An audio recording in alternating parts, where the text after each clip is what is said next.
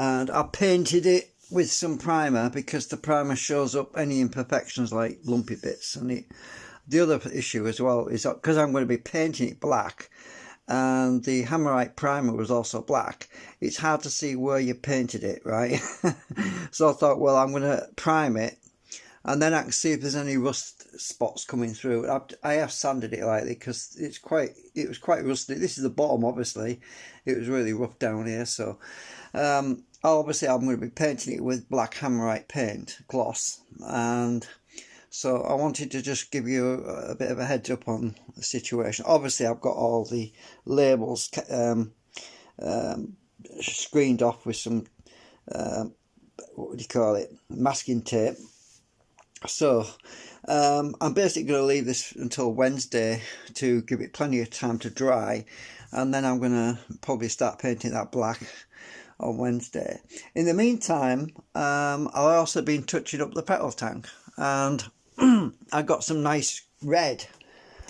Interestingly enough, this paint I bought, it was the right colour. And that's surprise. Normally you buy a can of red, a can of paint, and it's the wrong colour. But the colour, that's the bottom of the tank, and that's the original colour. And the top of the tank, there's at the top. It's basically the same. Well, I know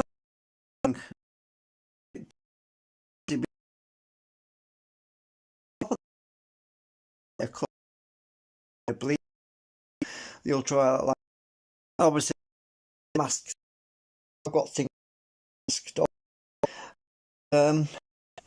All the labels, rather than taking the labels off, and then them not sticking because they're special labels, obviously, because it's got the DB level and all that stuff. So I just masked it up with some masking tape, and I painted the. I took the cap off. Well, now I can't get it off now because it's probably tacky paint underneath.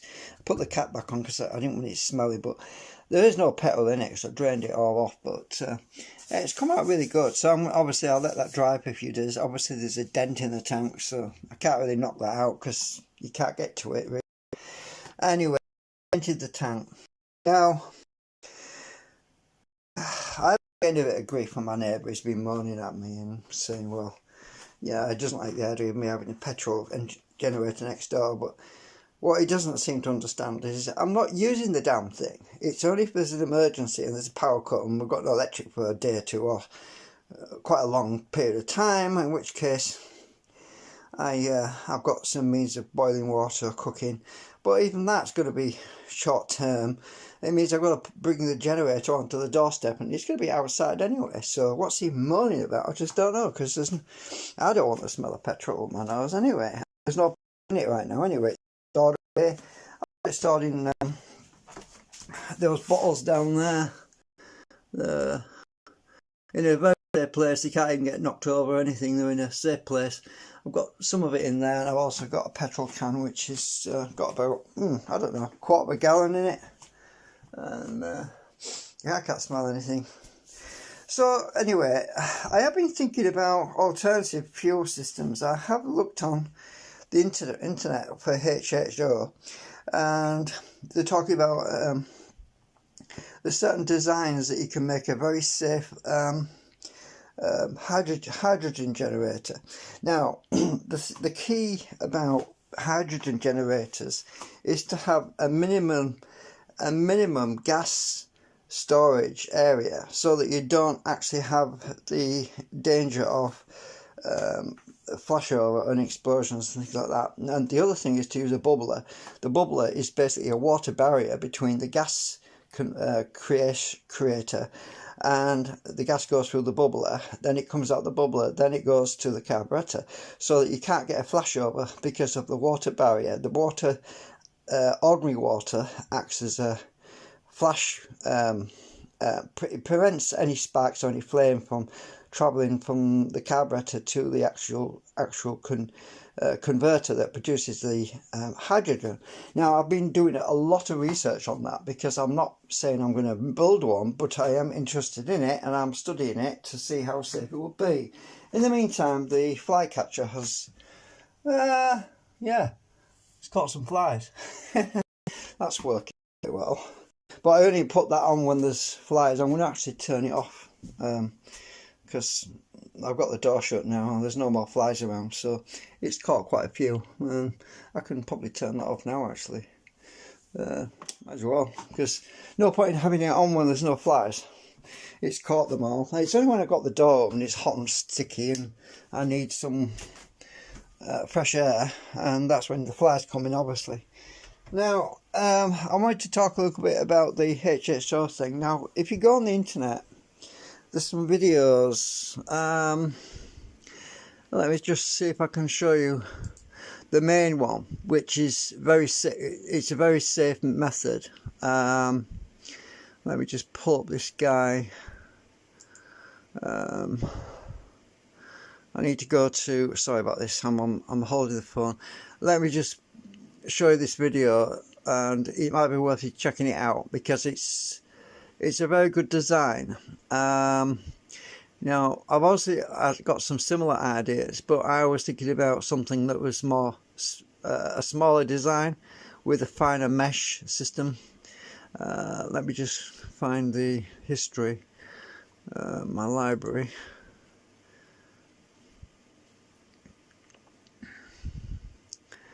Right, this one, right.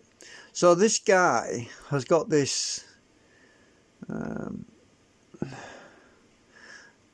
what's his name? Hang on a minute. Just bring it up full screen.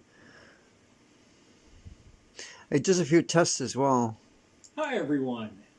Right, I'll just pause it because now this guy seems to really have his act together because he's well aware of the dangers and everything. Now he's called Night Hawking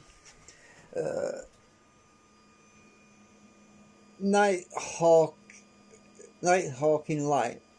The video is called DIY Hydrogen Oxygen Generators from Grocery Store Items, HHO Fuel Cells and Split Cell Electrolysis. Now I'll put a link in the description of this live stream when I finish, so you can go and watch it yourself. So there's no point in me trying to reinvent the wheel when this guy's already done it for me. So what I want to do is basically introduce you to this guy because he does know about safety aspects. He also demonstrates the dangers of HHO, hydrogen, and he also explains how you can separate the hydrogen and the oxygen into separate pipes so that you can keep things safer.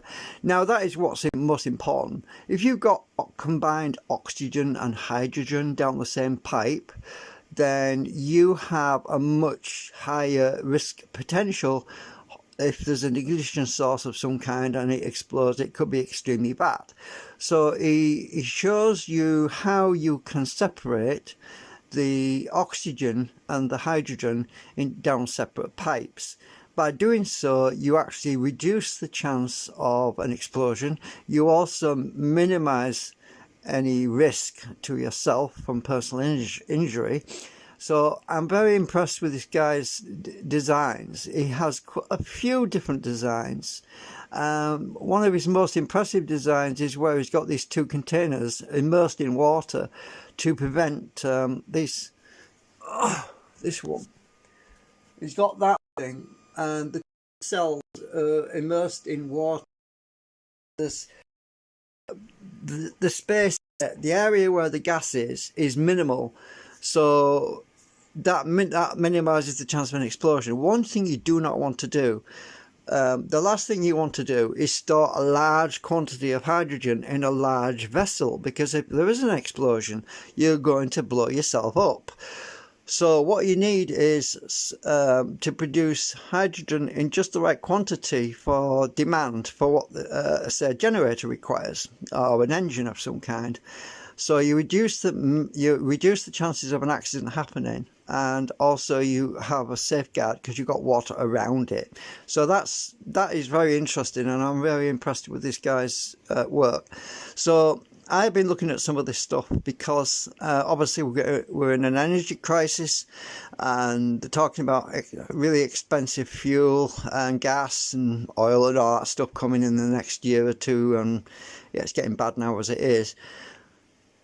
So people are going to be looking for alternatives. So, and if you're going to look at alternatives, you've got to think about the safety first, right? Safety first.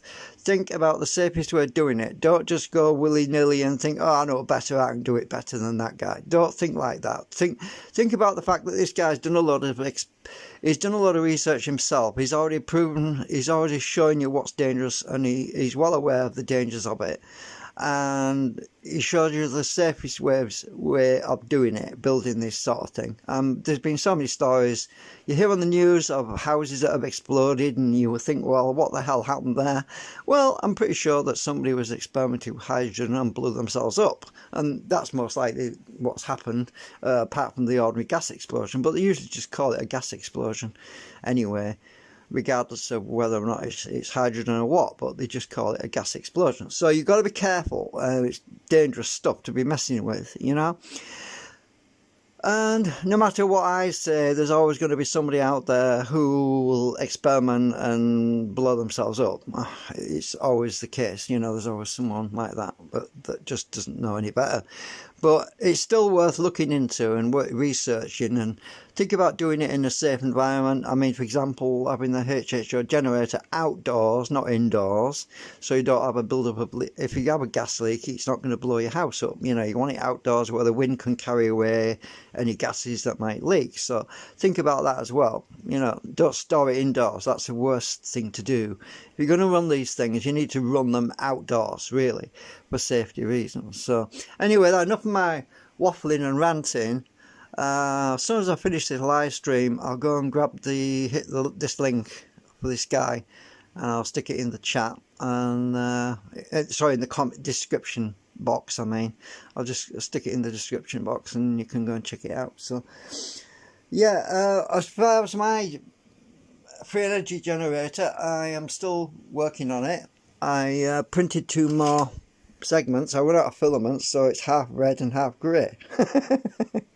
Yeah, so I run out of grey and I swapped over the filament, and that's why it's 2 colours, but it doesn't matter, it's still functional. And I've got another 4 of these to print for the outside rotor on the free energy generator, which I'm still, well, the low drag energy generator, which I'm working on. I'm hoping that that's going to pay dividends instead, so that I won't have to mess around with gases and things. That's my hope anyway. I really want to get that thing to work so that I don't have to fart about with dangerous gases, obviously. Anyway, that's it for now. I hope you enjoyed the updates. I'll try and keep you posted, but it's been a bit hectic lately. Hot weather, and it was pouring down with rain yesterday. My daughter came to see me today, so I didn't really get a chance to do a live stream earlier. That's why I'm doing it late now. Anyway, we'll see you.